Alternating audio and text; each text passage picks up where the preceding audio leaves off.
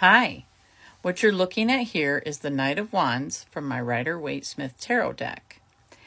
The astrology associated with this card, in my opinion, could be any of the fire signs. And the Page of Wands, I did associate Sagittarius, but I think it could be Aries, Leo, or Sagittarius. Maybe a little bit more research on my part on whether it would be fixed, cardinal, or mutable.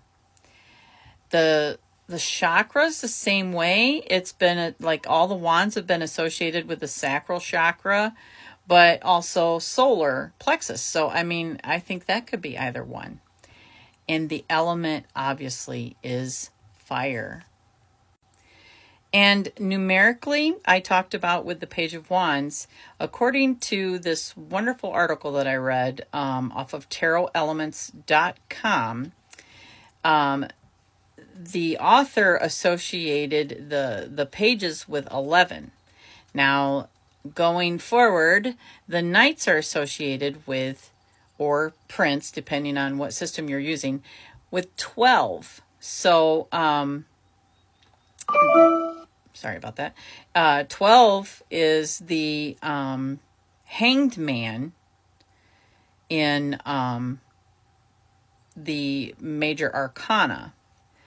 But if you break it down, 12 is also 3. So 3 could also be the Empress. And the analogy is that knights are warriors who will sacrifice themselves. So the hangman asks us to surrender or sacrifice for the greater good. And the association with the Empress, also according to this article, is that she is creative and she can repair. So it's almost another, she's a creator. So that is the association. And it is very interesting to think about that. I just think it adds an extra layer to what the court cards could represent.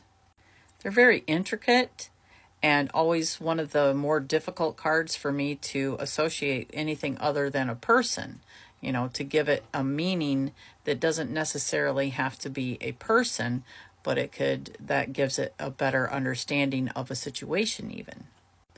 So in an upright position, the keywords associated with the Knight of Wands is passion, hastiness, adventurous, energetic, charming, warm, exciting, fearless, confident, self-assured, hero, rebellious, brave, revolutionary, open-minded, free-spirited, sexy, warm, shameless, flirt. In reverse, it's arrogant, reckless, hyperactive, daredevil, overly confident, loud, or perhaps a show-off. So again, when I first look at this card, I do see, again, the hero, the protector. And this is one that is very fiery.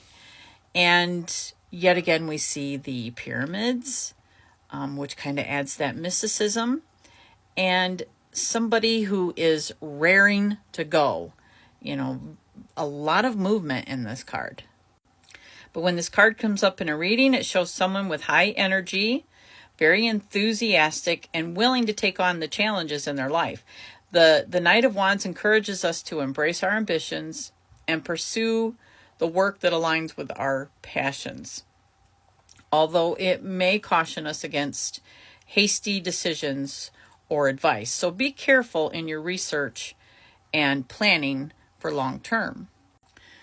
So again, as first introduced with the Page of Wands, symbolically we see the wand itself has 5 sprouts.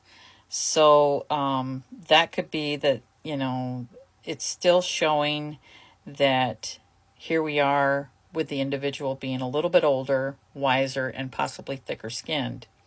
And then we see the armor, and the armor is very protective. So this shows someone who is in a form of defensiveness, but it could symbolize, courage.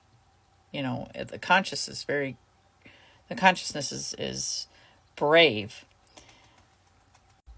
And interesting, there's a lot of fire in this card. I mean, we see it even on his elbows and his forearms, and off of his helmet, on the horse. You know, his tunic looks like it's full of flames. And again, we have the salamander, and the salamander shows the resilience to it. So, you know, he's very brave. He's very passionate.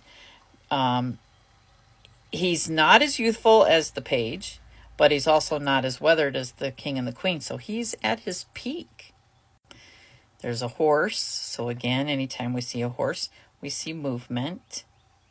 And with movement, there's always that will ensue transformation. And this is a solar horse, so which is very much about the element of fire, bravery, optimism.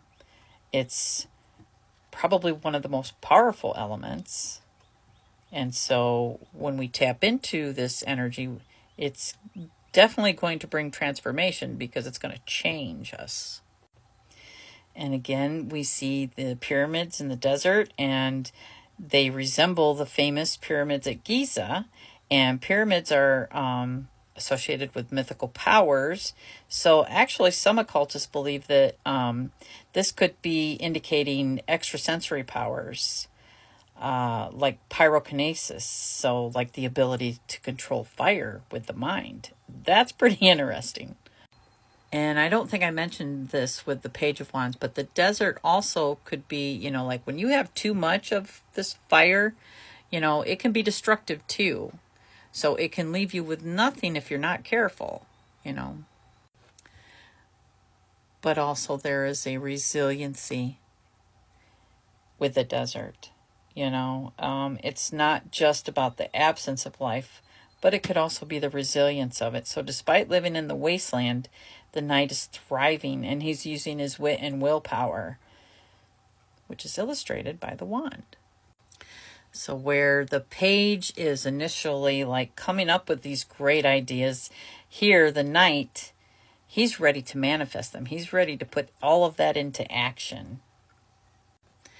So the knight is, I believe, representing that it's great. We have all of this. We're putting it into action, but we also still need to be cautious, because fire can be dangerous. It can be beautiful. It can be transformative, but it can be dangerous. So we have to really hold this with great care.